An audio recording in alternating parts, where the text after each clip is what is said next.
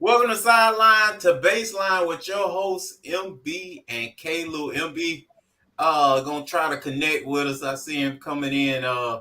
But we got Double A and DeHaven here today, and we gonna start out right up. Fresh off the press. DeHaven got his Celtic green on. Uh, Double A, Double A, I tried to told you.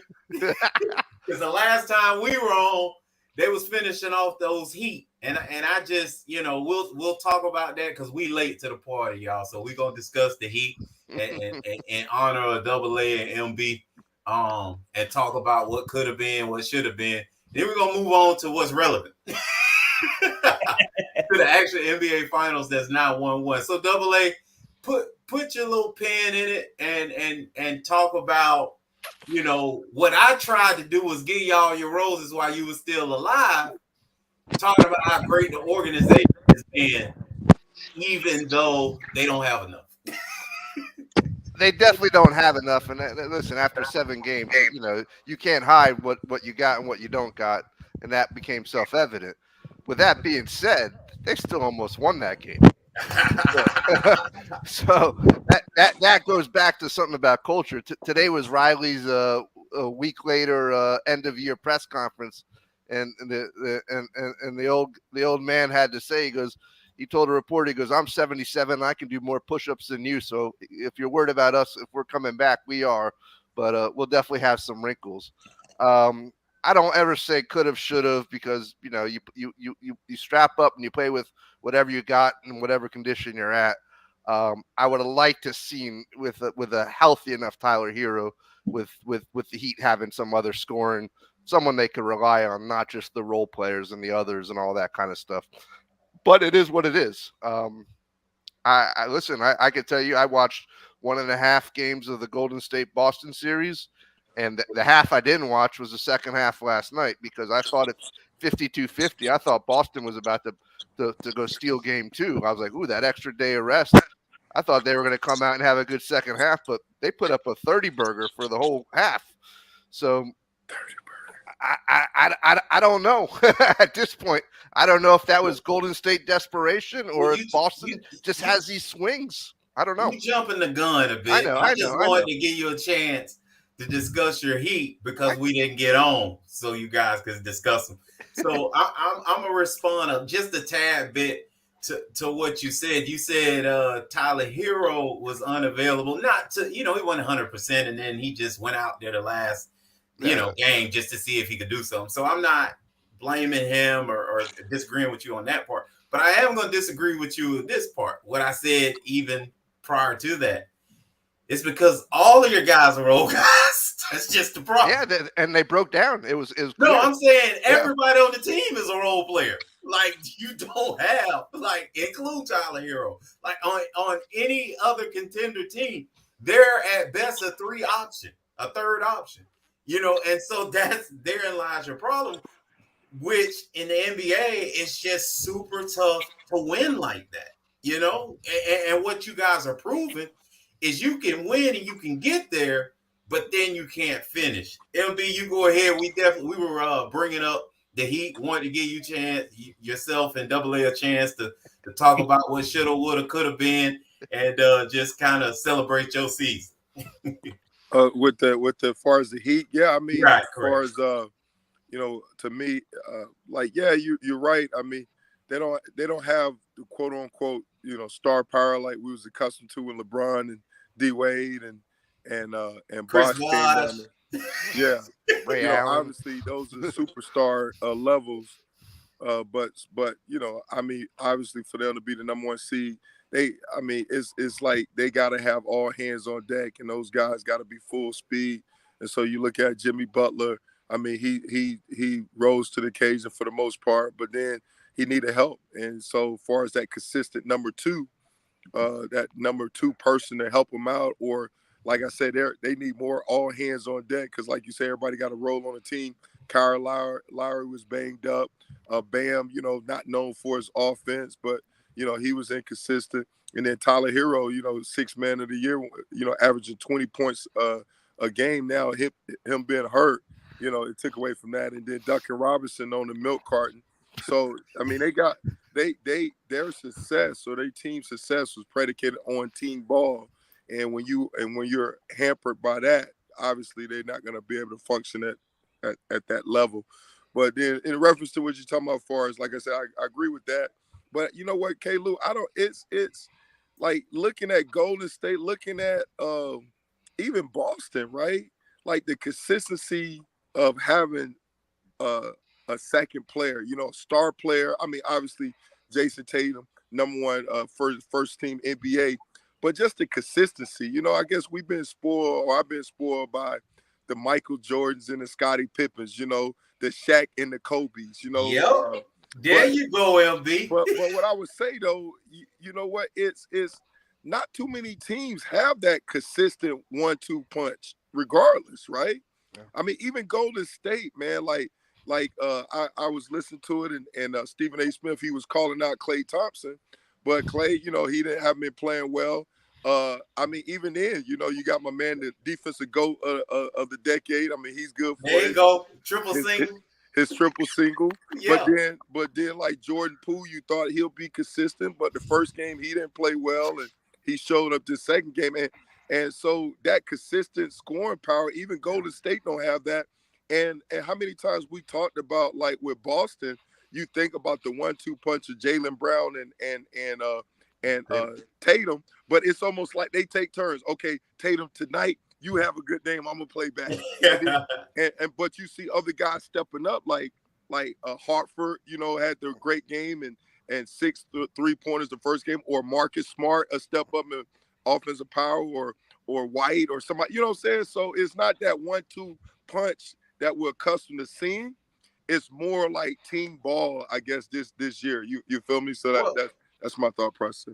Now you're right, LB. I gotta ride with you on that, and that's why I've always been in the young folks' minds hating on these superstars of today, because you can't depend on them game in, game out. We knew, what they talk about now. I have arguments with young guys a lot at the gyms, right? And you know what they throw in my face? They'll throw up percentages. Like field goal percentages, what they're big for. And so they'll say our guys are more efficient. No, our guys wasn't leaving that game unless they wanted. So if that took me shooting 50 times, I don't care. I'm gonna keep shooting it till it start going in. And so I agree with you with that, but what do we hear from today's star? It's almost like they're looking at the efficiency thing numbers a lot too, because what we hear a lot of, he only took 15 shots, he only took 12 shots. And DeHaven, the game in the biggest games of playoffs at times, you'll see these superstars not even shooting 30 plus shots. And we know Mike, Kobe, Allen Iverson, KG, they wasn't going out like that. They were gonna fall out shooting that thing. No, it was a different attitude and mentality, I think, than today. And I definitely agree with your point. I think Boston, I mean, I know we're going to jump into it deeply, but like you said, the consistency, sometimes like with Boston, for example, they actually played better when Tatum scored less points because they got more people involved. Right. Last night he had, 29 or 30, right, but I don't think Horford had any points. I don't think Smart had many points. So I think team ball should win. But you're right, K-Lou. Back in the day, I mean, when Kobe wanted to go get it, he go get it. Game, those Sacramento series. Kobe wasn't going to let him lose. Or Indiana game 6, Shaq fouls out with 35, and Kobe's going to shoot. He'll take the shot every time. Every time down. Every time down in that overtime. The calm down movement that Jalen tried to do yesterday, but they still got beat. Trying to mimic Kobe. He's trying to mimic Kobe yesterday, but I just think it is a different mentality, and I think it was just more dog. I think a lot of today's players, they're so worried about stats and percentages that it affects, just going out and winning the game. Just go out and get that game. Go out and get the game. Well, and I will tell you this: I blame, and I see you chomping at the bit though, but I blame the statistic, like how many statistics we keep nowadays. I think we've gone off the deep end with that to where you can't watch a game no more without the announcers reminding you of how poorly or how great everybody shoot. Like, they start a game off like Steph the other night going 4 for 5 from 3, and so did Jason Tatum. And that was the storyline. Like, right. Immediately, those were the storylines. Look how great they're shooting from the 3. Bump that. Like, you know what I'm saying? But that's the storyline, how great they're shooting. Double A, go ahead. Which I think all goes back to, and it started in baseball, was Moneyball and the analytics, which they're all insightful statistics, but they aren't all equal. What's the most important statistic at the end of the day? Win or lose. It's a W. So, when I look at box scores, I'm looking to see the team assists. I'm looking to see team turnover. I'm looking to see how many possessions. I want to see if they're moving the ball, because then I know everyone's involved. Hey, there's no doubt you can go put up, 30 or 40, but, Michael got everyone involved when he had to, or took over. It came fourth quarter. Now they looking at plus minus team point differential. Like, he shouldn't be in the game between the third and fourth because we don't score enough at that point. I'm like, So it sounds like you're saying there's nothing wrong with being the volume. There's nothing wrong with being a volume shooter. Who coaching y'all? The computer? It's a little bit. It's over analysis leads to paralysis, and sometimes there's still an art to you got a guy like they left Jimmy in there for 48 minutes in that last Game 7. He never saw the bench. Now, could you put Monday night quarterback and say, hey, if he would have had a few minutes break, maybe he would have had some legs under him with that last shot? Woulda, coulda, shoulda. You don't know. He got a wide open look. I don't know. He should have took that to the hole, Double A. Well, but then again, he got a wide open look, and he's like, he didn't have no energy to play overtime. He's like, I'm gonna end this thing right here and now. I get it. I get both arguments. Now, Game 1, Celtics came in and I think shook up the world because although you've heard a few pundits say this was a 7-game series from the get-go, they still underestimated them in Game 1 and really thought that Golden State would start out holding court. And then I think you just mentioned Double A with Game 2 kind of moving a little bit forward. It looked like that they may have come out of there 2-0, which would have really shook up things. So, guys, what are you thinking as we move forward? Is it, of course, I made it saucy, saying Golden State at 5. But is that even possible? Or, I told you, Double A, in the beginning, I didn't want the Heat to win because I thought you stood no chance. And I think you saw in Game 1 why I felt the way I did about Boston. You want to go first, David, or me? I'll go first. So your question is, basically, would it be Golden State in 4-1, 5? Yeah. No, definitely not. I think Boston's got a great home court advantage, and Boston role players play really, really well at home. And I thought in the first game what we saw was that, everybody's like, oh, Golden State has all this 3-point firepower. But shoot, when Boston role players are hitting threes, they got firepower as well. I don't know if Derek White's going to be able to maintain. He shot great Game 1, so even Pritchard was hitting. But when Boston can get hot, they can score. Just they shoot. I feel like they proved in Game 1 they could score because they were down 15 in the third quarter, and then in the fourth they just were hitting everything. So I don't think it'll be 5.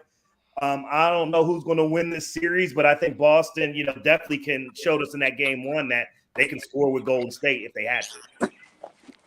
I think that's for sure. And I think going back to Game 1, I think Boston, once they realized after 3 quarters, like, oh, this team plays a different type of D than the Heat were playing, they went off. I mean, if you remember, I forget which game in the Heat series, they were 10 out of 12 from 3-point line in 1 quarter. They can get hot, like as hot as Golden State can get hot. So they, offensively, I matched up. What I wasn't expecting was Golden State to make the defense adjustment. I thought after that first half last night, I thought Draymond was exposed, and I thought Stephen Kerr was about to expose. I knew Boston was in trouble when I saw the Boston coach get attacked early in the third, because that guy doesn't lose his composure. No, they had a lot of turnovers too, Double A. Boston. Yeah, and that's what I was like. If they just clean up the turnovers, Boston's in good shape. I thought they were going to steal it last night, but then again, they put up 30 points in the second half. Right. You know. Yeah, and Golden State, I think it was 33 points off of 18 of those turnovers. Right. So MB, we were discussing. No, I heard you. Okay. Yeah. As far as what you're saying, as far as that's why you was promoting Boston, be a better matchup than the Heat. You know, but you know, it's yeah. I mean, Golden State is definitely Boston. I think, and I think you talked about it in 5 games. I think Boston. I mean, they just missed the shots. You know, well, first of all, both the teams are good defensively. Yeah. You know, we typically think of Golden State. We don't think about them defensively. Exactly. I think they're number 2 right now. And then my man, the GOAT man, leading the charge, baby. You know, he say follow me. He put the team on his back, man. Draymond Green doing it, baby. And but what is that? Is that Steph Curry you talking about? It gotta be, because he's doing that. He's putting the team on his back. Clearly. It also helped Golden State, though. I mean, I like Iguodala. He had a couple of shots in game 1, but I think Gary Payton came back yesterday, helped him kind of defensively. Yeah. I think Otto Porter's playing well. I actually think Otto Porter needs to play a little bit more. He's hitting shots, but I thought, you know, that defensive mentality. They tried to play Iguodala the first game, and I like Iguodala. He's just, you know, obviously he's up there in age, but I think a young Gary Payton, you know, coming back on defense kind of helped him out a little bit. I'm gonna look more too, because I don't know. It felt strange. It didn't feel like Golden State switched on the as many mismatches as they did the second game. I'm not 100% sure that between game 1 and game 2, but game 2 it just seemed like they didn't care who the pick and roll was with or who the pick was with. They switched everything. I really felt like Boston didn't do a good enough job. Jason Tatum, you got to start with him, even though he had 30. There were a lot of times where he had a mismatch and he didn't go abuse him. He didn't go get him in the post. Al Horford on that one huge turnover that he had in the paint. Steph Curry is guarding you. Why are you even looking at nothing but the rim? You know what I mean? And you got the ball 8 foot, 6 foot from the basket when you touch it initially, and Steph is behind you. Like, yeah, they're helping, they're hedging and all that, but you make a power move on him, move him out of the way and go to the rack, try to dunk it or finish, you getting at least a foul. I think Boston says the heck with that. We're gonna try to win those matchups when we have them, when we're not gonna be kicking the ball and trying to pass out of definite mismatches.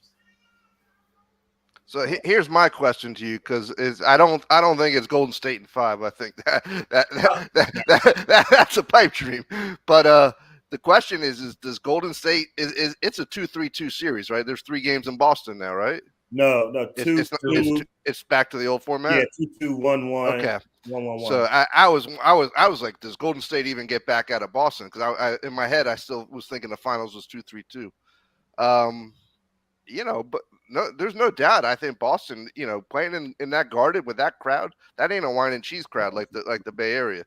So, well, no, I felt like they got into it last night. I get it. Exactly. I felt the Bay Area lifted them, because if you really look at it, and we all, you know, basketball, and every coach tells you this, basketball is a game of runs, but boy, did it just stick out like a sore thumb to me. Last night when it just really felt like Boston was going blow for blow like 2 heavyweight fighters, and then boom, they hit the gas, get on this 10-point run. Yep. And then Boston fights, scraps, bring it back, and they blow for blow again, and then boom, here comes a 12-point run. And I was just like, dang. Like, and then that third quarter really got away from them, but I really felt like it got away from them again, because I just believe in taking advantage of that mismatch. And you see how unselfish Boston is, but it's almost feeling like now they're being too unselfish, because, you know, again, like, you know, foot speed wise, Jason Tatum, you know, can get around even the guys that are trying to guard him, and Klay Thompson, you know, Otto Porter definitely. when they run out Draymond Green on him, I'm like, put your head down and go to the rack. And then if they cut you off, stop and pull it. This is what people keep forgetting to me, because this isn't what he's showing. He's 6'10", y'all. Yeah. He's truly a power forward. So, Tatum? Yeah. And a small forward's body. Yeah. He's taking it back. It's like, I always felt like this. You can get the three ball off anytime you want. Anytime you want. So I feel like he's settling a lot. I do. I do. There was a couple threes. He took like a sidestep three last night. That was just like, he just dribbled it to the side. I don't know. Maybe that goes back to Kalu today's players. That's actually a shot they work on. It's a drill, just so you know. Yeah. A little step side, one dribble step side to three. But yeah, I think it goes back to mentality. But I agree. I hope they change it up, because I think they can get to the hole and put pressure on Golden State if they do. Yeah. But you live by the three, you die by the three. So. And then on defense, let me get all my problems out, right?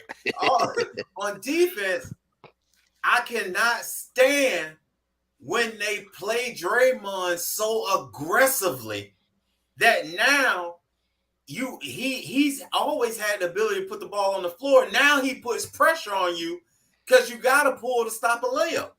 And so, it's like, get off him like everybody else and force him to shoot the three. Just make him shoot the three and become a zone guy. If you own Draymond, you're a zone guy. Do not guard that foolery. And it's just like, to me, it's a wasted player on another guy that you can have trying to bump, elbow, and trip Steph. Which I actually appreciated. He hit the ground a lot, y'all. So Boston gets it, and they're trying to be physical with him. Not as physical as I would like, but they're trying to be physical. I think it comes back to the Bay Area, and Boston's up 3-1. Wow. Wow. It's gonna be hard. It's gonna be hard to win there with that crowd and with those guys. I mean, if they go home and watch the film and Tatum realizes, I just got to be a man and get to the hoop and stop settling, this thing's so over. What if Clay does have a good game, at least one in Boston? You know what I mean? That could happen. It could happen, but have you seen it from him really? And here's the problem with Clay, DeHaven. If it's not a three, it's almost like he's not shooting it. Right. That's his issue. He's 6'8", 6'9". You know what I'm saying? Like, why aren't you getting to the rim? When everybody's gonna overplay you coming off that screen. Everybody. So why not? And he did it one time, and they scored off of it. He gave assists, I think, to Draymond off of it. But you can create just because everybody gonna overplay your shooting ability. And he's not, like you guys are saying, he's not shooting the ball well. I feel like,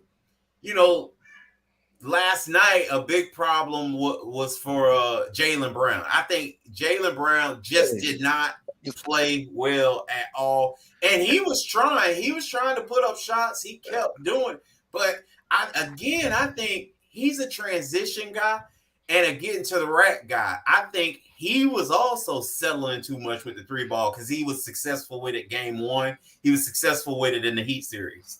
That was the worst game I've seen him had versus Brooklyn, Milwaukee, versus the Heat, versus Golden State. That was the first dud I've seen him put up in the playoffs. Because to me, he's the James Worthy to the Magic.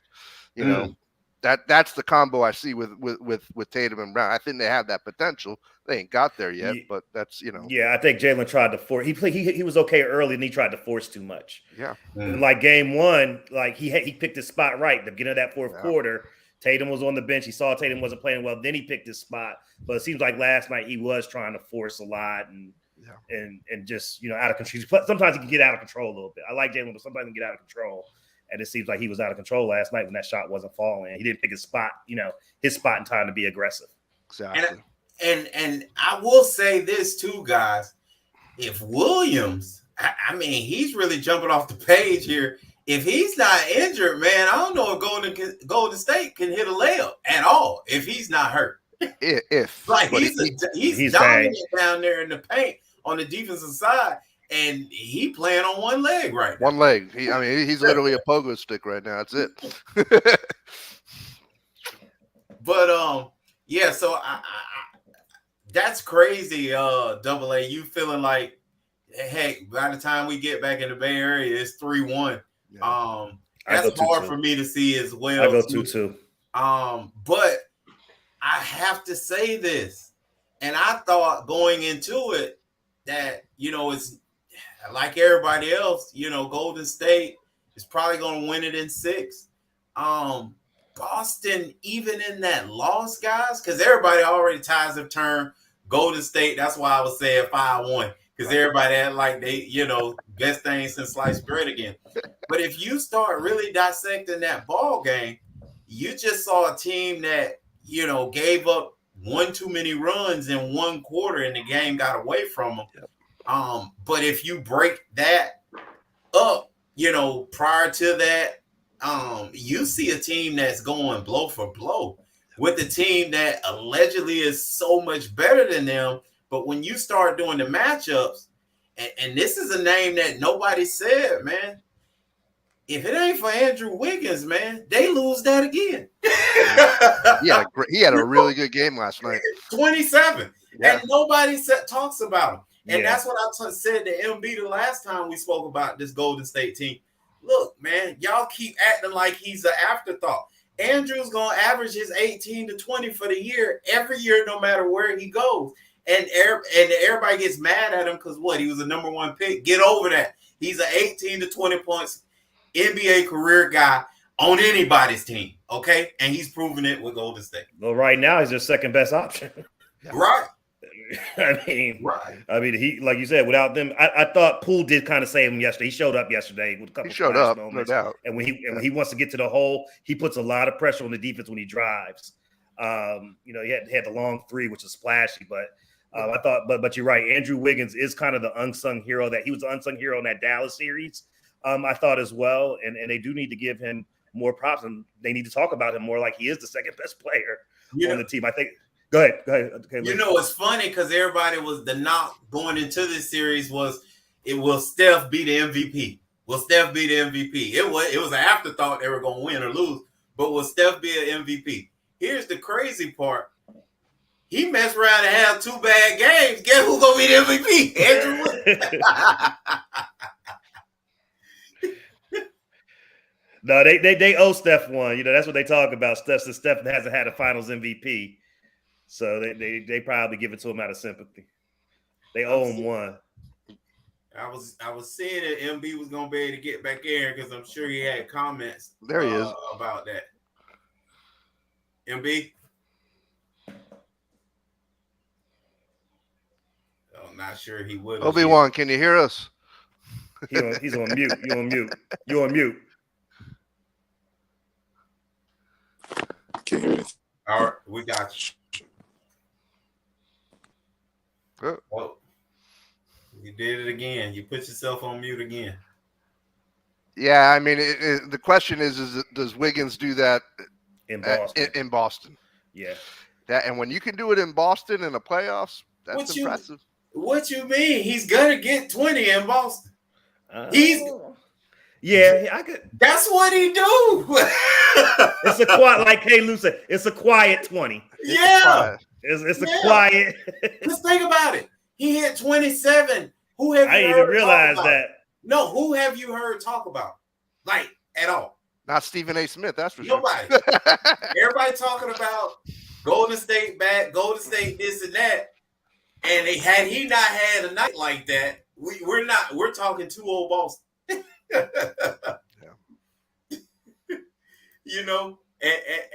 And maybe here we go. They about to struggle. But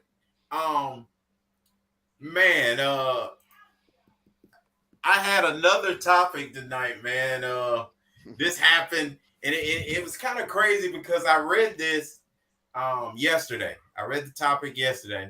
Then turned around and I was hanging out with my pops this morning, and he asked me because my brother brought up the same topic to him, but it was unrelated as far as like with the the topic that was on Facebook, and it came from Kevin Smith, a college teammate of mine.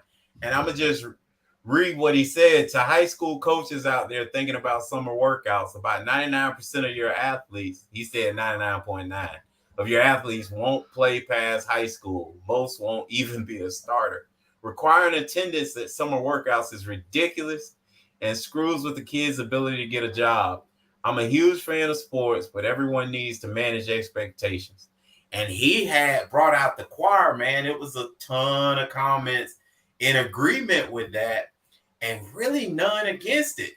And, it didn't surprise me because everybody, jump on that bandwagon of, most players, are going to go pro at something other than, sport, that kind of thing. But that's not where I was thinking. But I'm going to save mine and go straight to UAA first and then UAA. Listen, the fact is the odds of getting from high school to even getting it to playing on a college team at any level are astronomical at this point in any sport. So, if you got summer workouts, yeah, do it 6:30 in the morning or do it after work. But that somebody's got to give up their whole day to go, that might interfere. Well, that is happening. It's basically a 2-hour window. I'm gonna just throw that out there so that kind of clears that up. It's usually a 10 hour, not 10, 2-hour window, like a 9 to 11-ish or 7:30 to 9:30 type, depending on where you are in the program. But they're killing workouts, let's say by 12 o'clock, countrywide, But if you got a job or a summer internship or whatever it is, the kids got to have the diversity. Right. It's like it's all these kids playing one sport, from time they're 8-10 years old at this point, which is crazy. We know the kids that have played multiple sports, they heal better, they respond better, and they have better skills because they learn how to think differently and analytically and play differently. And all these definitely things. Sound like you should have commented on this, because one almost said that even worse is a coach that requires athletes to go to summer workouts to the exclusion of a summer sport. So they right on lock and step with you. Go ahead, DeHaven. What say you? I mean, I think the key to life is time management, task management, and I don't see anything wrong if you're passionate about a sport and you want to require summer workouts, require them, and that the student or the student athlete just has to find a job that's around that schedule. It's about priorities. So I don't see anything wrong if you're passionate about that. Time. Nobody said that. Yeah, I mean, nobody said that. And look at AA now thinking and probably slightly agrees with you. But that's actually what we do every day is as adults is time management. Prioritize what's most important, first, second, third. And that's what we teach our kids all the time.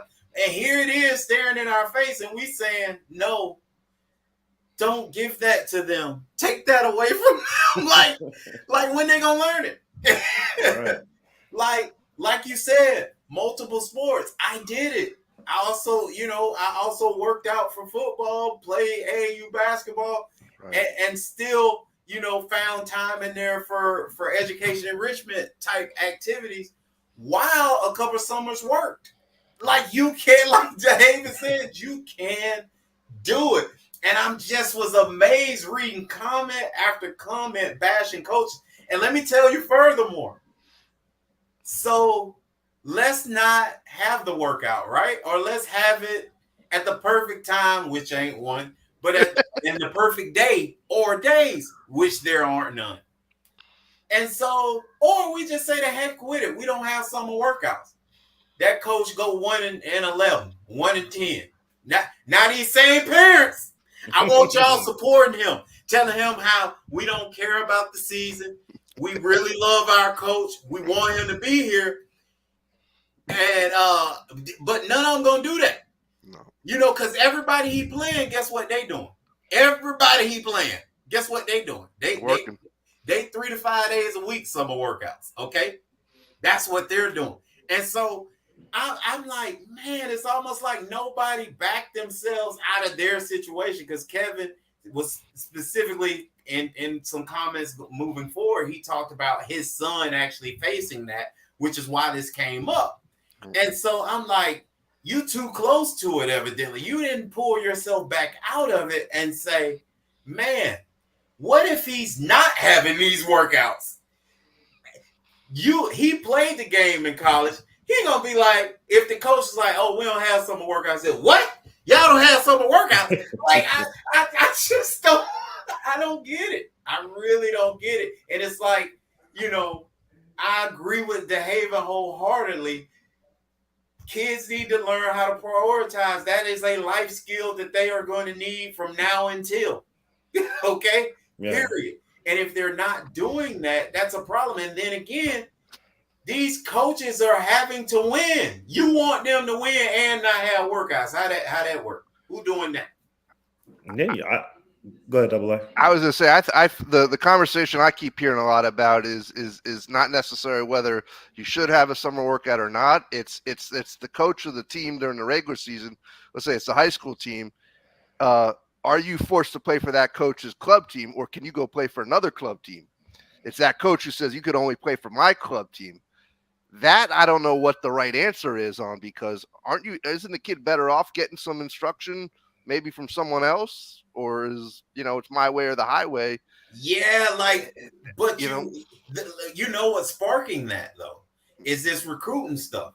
Right. So coaches have to be like, I want my guys and I need my guys, or somebody else gonna have your guys. That's like the bottom line. So if you start delving into it, you'll see these kids that are playing for other teams bond and form relationships with other coaches and players, and then the transfer rule is in effect. Yeah. they in the portal immediately. So I know coaches here that say no 7-on-7 with anybody but us. So I know that's similar to what you're speaking of. Yeah. Maybe soccer when it's club and stuff like that. Yeah. Volleyball club. But football, it's coaches here that's like, no, absolutely not. Y'all ain't playing nobody 7-on-7 team. Because let me tell you, when they get on them 7-on-7 teams, they somehow don't make it back to that coach. That is a recruiting, a fertile recruiting ground. It's them 7-on-7s, both for the colleges and other high schools. Yeah, and Double A, I think also if I'm a high school coach, I want all my players on my 7-on-7 team, just building that chemistry, being around, Fair enough. How quick can you become a team, and that all season workout is definitely play a big role in that, dudes, coming to practice together, eating peanut butter jelly sandwich together, whatever, it's just that you're building that team chemistry, that team building. And then, I don't know what your original question was, K-Lou, but I think it was about, as far as what's our feel on, summer workouts and stuff like that. Yeah. I mean, it's needed. I went to this summer. It's kind of catch-22 for me, though, being in the NFL. And then now you look at your summers. For me as a player, I look at my summers like, okay, I'm a train, but yet I'm gonna go travel somewhere, Right. And so, but it's different when you look at it from a high school standpoint, because I think when I go back in time, I was like, man, I probably went on one family vacation growing up. You know what I'm saying? Like, so we weren't traveling nowhere. And I think that's the majority of a lot of other kids. They ain't going nowhere. So having that all-season workout is priceless. And when you can get ready and stuff like that for the season. And then I went to, because my son, he's going to play football for the first time. So went to the team meeting, and the coach broke it down. He's like, look, here's our workouts Monday, Wednesday, Friday. Hey, if you here, you here. You're not, you're not. So he was kind of took that thing. He said, but once we start, right? But he said, but your kid understand the importance of being here, so they're going to want to be here, So it was kind of like the NFL, how that voluntary, mandatory type thing. That's right, man. You heard it coming through. You was laughing, I bet. You sitting there laughing while you saying it. Yeah. My phone breaking up again. But yeah, so it was good the way he approached it. I was like, yeah, that's a good mindset to have. He said, your son got to want to be here. He knows how important it is. So I thought that was good, just his whole approach. He was like, man, you go on vacation, you ain't got to even let me know. Just go. You need to work out. We'll see you work out, but like I said, he made it clear because I guess here you started a little bit later. So I think they start maybe Labor Day or something like that. I can't recall, but he was like now when we start training camp though, don't be coming and saying, oh, he got a doctor's appointment, all this stuff. No, here's our date, here's our time. You better have that stuff somewhere else, you know. So he was dogmatic about that, but I thought overall it was a good job. But yeah, I think the summer workouts is good as needed. Kids, because I know when I was back in the day, I just started lifting weights my senior year. You know, I ain't, you know, now because and then in this regards, training camp is so much different. You know, when we were going, I mean, we were banging 2 a day, true 2 a days, stuff like that. With all the scaling back that they're doing, you lose some of that grit and that toughness and all that. And so being in that summer heat and whatnot, man, that's a good way to get that, you know, try to build that grit. It's going to take a little bit longer to get it done as opposed to training camp, but at least you got it done and you're pushing to make getting stuff done. You mean it wasn't those first class facilities you had at Miami back in the day, Mike, that made the difference? Boy, we call it the green tree legend. Boy, it could be raining all day. We'd be raining and thunder. We'd be happy like, man, no bread. When that 2:30 comes, man, the sun comes out. I'm like, oh, the field all wet. It's like it's humid. But that's the thing about it. When you practice and you go through that stuff, we felt like we was the hardest working team in America. And so just that mindset that it takes you when you get into the game, that grit, that mental mindset that you're like, man, and especially when teams come down to South Florida early in the season, especially a North team, you're like, man, ain't got a chance. Nobody worked hard as we are. You know, this is making us. And that you know, when it's time for war to come, I always say this: when the time for war has come, the time to prepare is lost. And off-season, so you got to prepare to be successful. Well, keeping it more high school though, I feel like the parents, somebody having feedback. That's MB's thing. So I think no, they ain't MB. Let me try mine. Got it. Yeah, I think it was his thing. Oh, it was? Yeah, because he clicked off and stopped. Yeah. But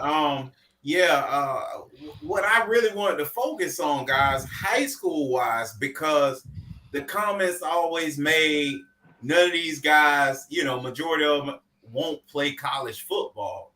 So it's almost like they're giving that excuse for them not to have to, you know, be beholden to that hard summer workout schedule, and we want to go on vacation and we want to do this and that. Go ahead, Dave. No, I disagree with that because there's life lessons. You know what I mean? You want to get better or teach discipline. Maybe that is starting to teach some time management is working out in the summer. I mean, you want to be the best you could be, even if you might not play in college. You never know. What if you get better over the summer? I mean, I'm just proving it to you by the comments. Oh, okay. Oh, agree. Yeah. Watch this. Agree. Yeah, I'm saying by what I just said. Let the kids enjoy the summer. You see what I mean?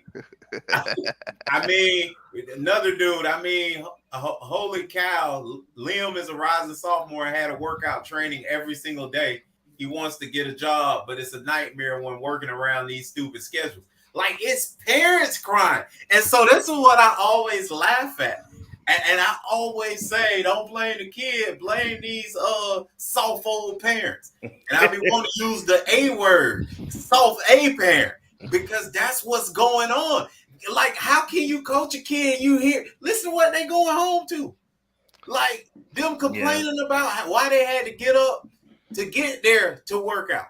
Like, that's what they going home to. It's when the kid comes home crying, I didn't get no playing time. Well, did you show up to off-season workouts? Did you fight for a job? No, but I'm a senior. That's my job. Yeah. It's helicopter parents. Look, it's a whole generation now. My son, who just finished his freshman year, has workouts 5 days a week between basketball and football, all 9 to 11-ish. Hard for working parents to manage, impossible to manage if you're trying to build experiences outside of sports. Pick your poison, baby. Yeah. Nobody, because guess what? Like, I don't want to hear none of y'all, because these are the same parents. We ain't got an offer. Same parents now. Talk about offers. Same parents talking about, wins and losses, and should the coach still be there? But you complaining about, workouts. And K. Lou, I think what parents don't realize is a sacrifice on them as well, and they have to accept that. I think I know we're just talking about young players and the dedication. You look at somebody like Coco Gauff, who parents gave up a career just so she could be, and I know it's a different sport, it's an individual sport, it's not a team sport, but it's a sacrifice that you have to, that parents have to understand and have to make as well. Like it's just not your kids signing up for the, for size. It's you're signing up as well. See, but see, I'm gonna push back against that, because in the communities I grew up in, I was fortunate enough to have parents that sacrificed and did all that, like you just said.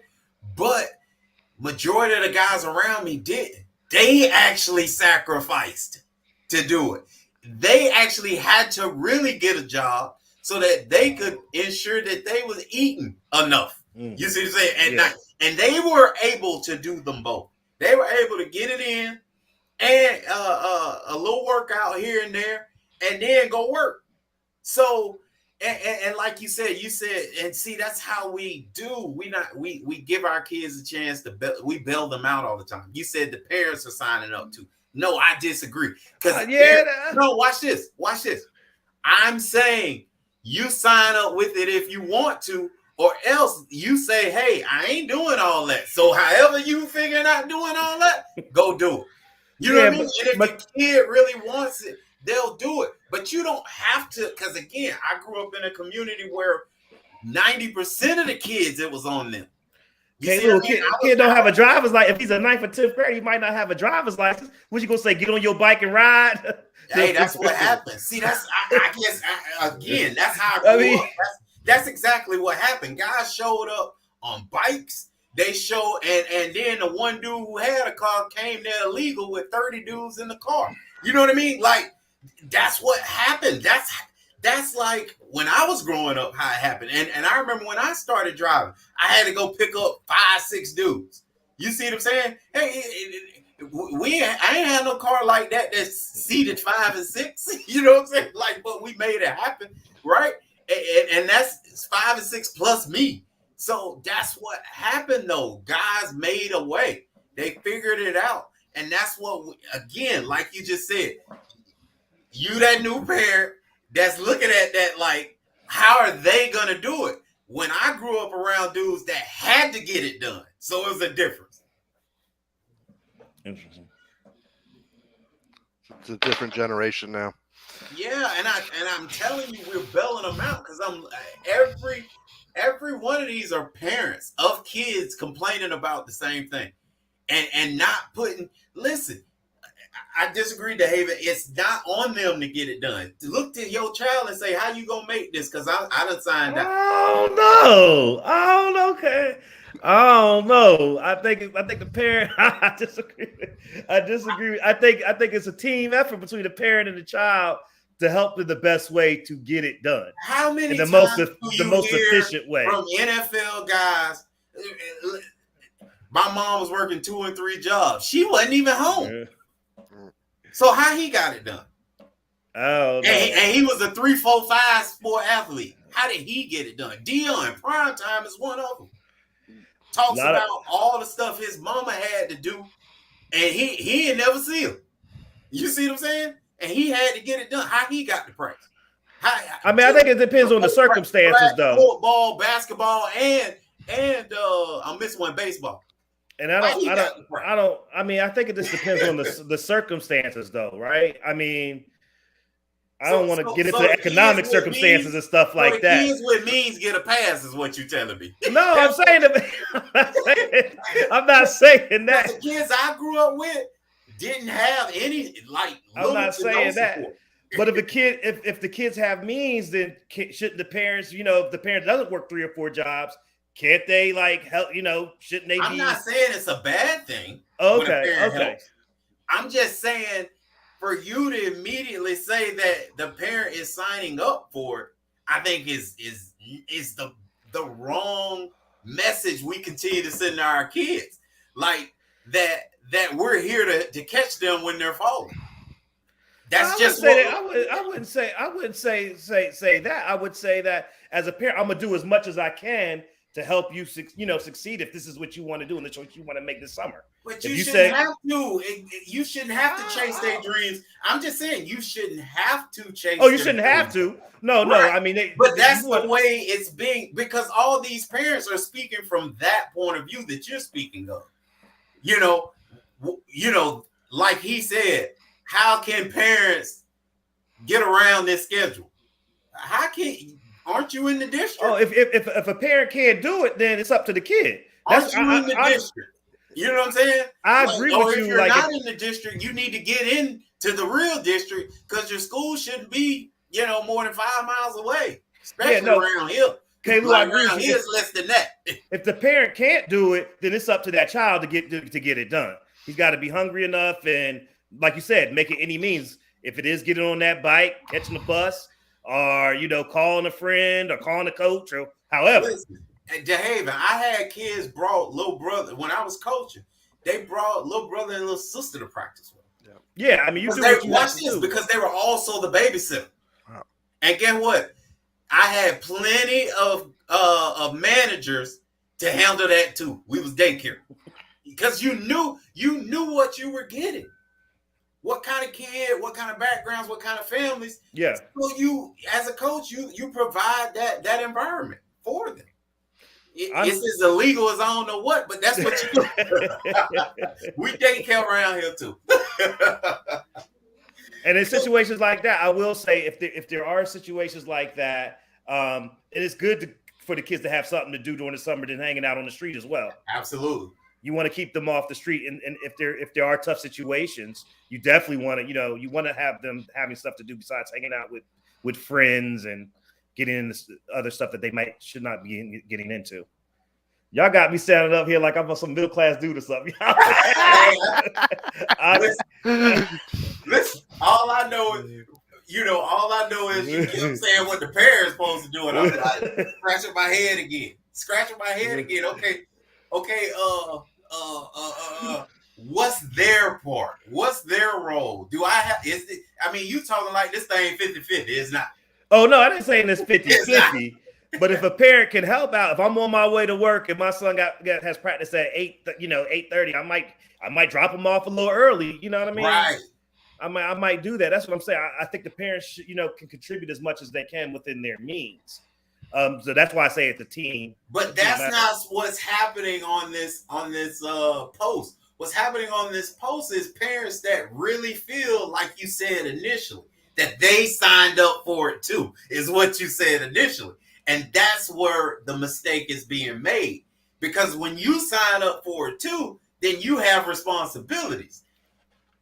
That's the wrong attitude there. I don't know. And that's where we clash, because I ain't signed up for it. You did. So I'm going to demand for you to do all the things that you're required to do. I say I would demand, but I'm going to help as much as I can. Put it that way. I might not have signed up, but I'm going to help. I'm not, if you can get to practice much faster by me, hopping in the car with me taking you, then I'm going to do it. You don't have to ride your bike today. I think that's a great warm up. You ain't got to worry about stretch lines. You already loose. You get off that bike ready to go. 90. What you say, Kalu? 95 degrees out. Ready to do it, baby. But again, the wussification of America starts at home with attitudes that we are giving to our kids. And that's my issue. And so that's when I was reading this, I was like, there's nobody. DeHaven, you said it immediately. If you can see all the posts, not one person said that. Like, and I'm like, what? Like, here y'all go, grown adults, and a few of them on here I know personally, super successful and having to make real life decisions, business owners and all, attorneys, doctors, but having to make it like life or death decisions. And you don't even say that. Like you gotta learn priorities. And guess what? Because what I used to run into with football guys, what do every football guy swear he can do? Hoop. They all can hoop, right? So that's the pull and tug. You know, that's the issues all the time. They want to go play AAU and miss your workouts to play a sport, and they ain't even make the basketball team, but they want to play AAU. I told those kids, let me be like right up front with you. I said, hey, the basketball coach better have a football team for you to play on. I'm not interested in you playing basketball when you can't even make the basketball team. Okay? But how do you make you want to play AAU? Like, what sense does that make? So do you make a delineation, K-Lou, that, okay, a kid that is a star in basketball but plays football, right. You're fine with that? Go do it. Actually, I used to tell those kids that they were better at basketball, come to us when you can. Yeah. That's your Jimmy Grahams. But that's I told him, your first responsibility is to whatever that basketball coach is saying. And then whenever you have time, come holler at us. But go to hoop, because that's your way. You doing that for real. But my kids, man, I'm telling you, this AAU is a mess on two ways. like I'm like, how are you? You can't beat me. I used to play my kids like one-on-one, like for real. So I'm like, you can't beat me. How you on anybody AAU team? So go on ahead. They better have a football team for you too. If you lose to me, they better have a football team for you. That's a good that's a good challenge. Any kid that come and say that, I'd be like, play me one-on-one. If you can't beat me. Wow, AAU was demanding too. They had tournaments like every weekend. And so and that's up, like you said, that's up to parents being real and the kid being real. Like, okay, I'm not a basketball star. You know, I need to. Look, I was just like him. Grew up thinking I wanted to hoop, and then got the sophomore year, played 10th grade year, played varsity football. After after football season ended, they had a special workout because our season, always pours into basketball. And so had a little special workout tryout for the football team. Varsity coach said, no, you're a JV kid. I never play AAU again. Yeah. You see what I'm saying? Because I just said, look, I just balled out and had a great year of football. And then they said, nope, you can't even make the varsity on basketball. That told me all I needed to know. See, I ain't with these kids talking about you going to develop. You got 2 more years, all the 3 more years, whatever you say. Now, y'all just showed me all the information I needed to know that ain't my way. Okay? So I'm done with that. And I still hooped and played for the school, but in the summer, dedicated to football. Right. Yeah. And so guess what? My ability, my talent got better and better and better. Because I do agree, you should make a choice, but it should be when it's shown to you, in my opinion, because that's how it happened to me. Yeah. Like, people gonna show you, but these parents just transfer and don't believe the coach likes somebody else. No, that coach want to win. So that coach didn't put me on varsity because I couldn't help them win. Okay. Right. Coach K didn't give you that walk-on opportunity. You know what? And that, it's funny you say that. However, those kids can play. That's also what fooled me, because growing up, like our team, we were good not because we had great players, my AAU team, but we were good because we had played together since we were 10 years old. So I played against 4 of the Duke guys that came in with me. So we already knew each other from the AAU circuit. And they actually were trying to get me to come walk on. I said, are you looking at me and looking at you now? Things have changed. You know what I'm saying? You know what I mean? Had your growth spurt. Right. Things have changed. And so, that was the thing. Like, to me, I was blessed to have a great 2 parents, mom and dad, but especially my dad, who kept it real with me. Yeah. And see, this is what I meant. And when I was a coach, man, I used to sit there and look at, the mom and dad, or just the mom come in, and I ain't gonna lie, I expected that from mom, because that's mama's baby. Okay. Yeah.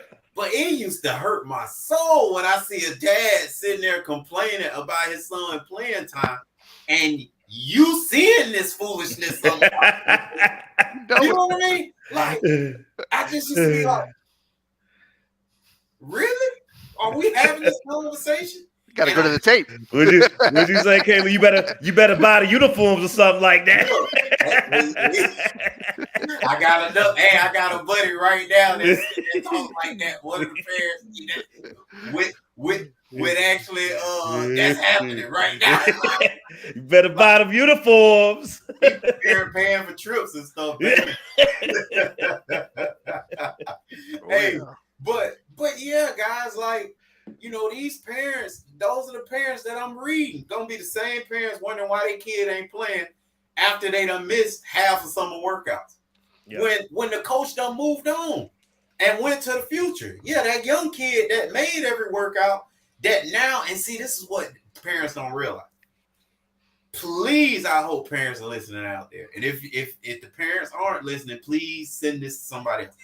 If your kid is even or this much better than a young guy, we going with the young guy.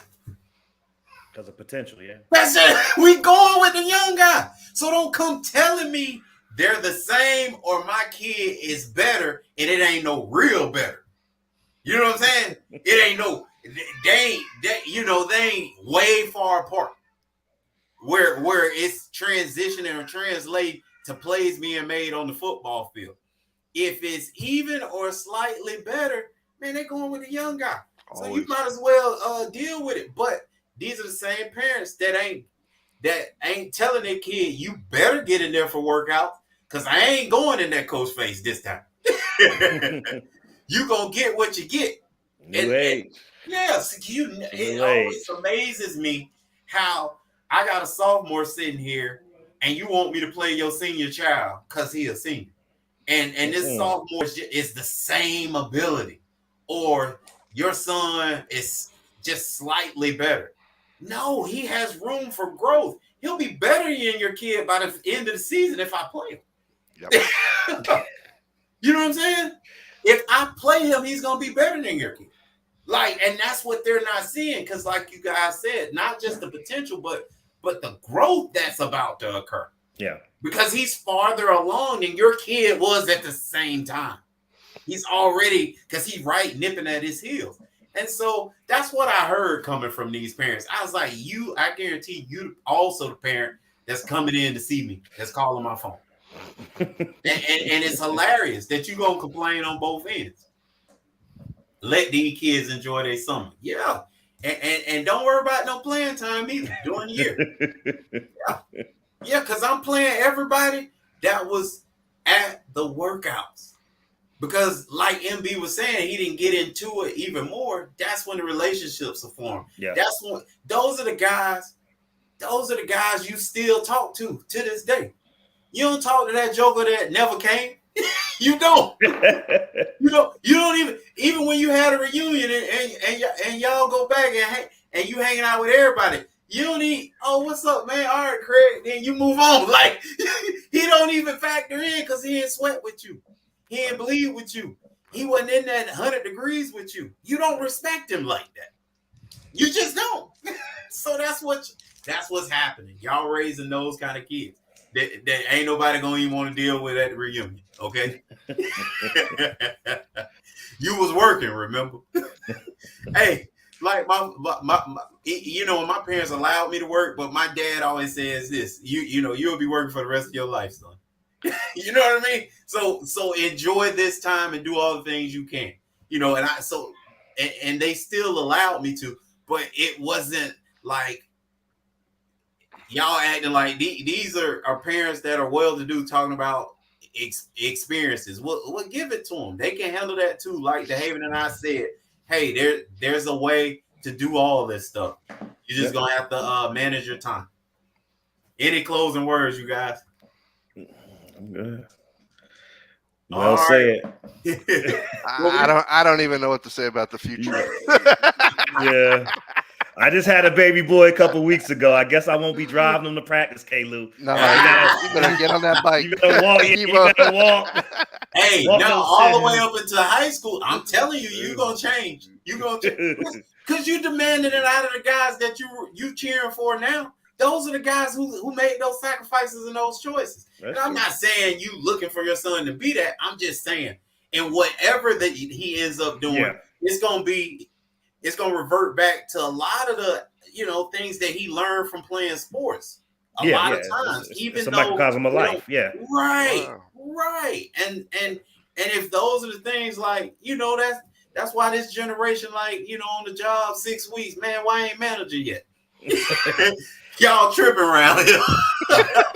That's what y'all raising, right? It's that instant gratification. I think that social media stuff. Look at me. Hey, I'm management, baby. If my parent would go and talk to my coach, I'd be cringing.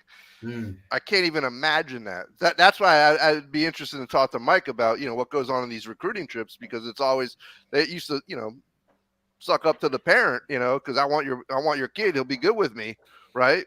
But they do it right. But really, who you should be talking to is the kid. You got to know what you're going to get. Is this kid self-motivated, or do I need to does he believe in everything he reads?